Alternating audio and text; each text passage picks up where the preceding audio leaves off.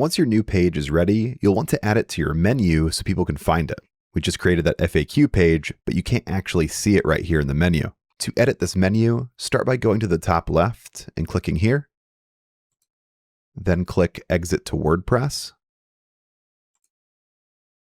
Then click on this WordPress icon here.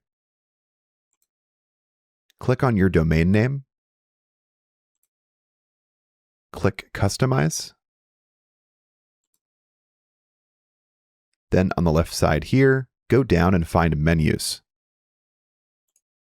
Find your main menu right here and click into it. And here's where you can adjust your menu. You can drag any of these pages to reorder them. And to add in a new page, go down and click Add Items. And on the right, you'll see the new FAQ page I just created. I'll click on this to add it. And on the right side, you'll see my FAQ page now appears within the menu. To save this change, I'll go to the top and click Publish.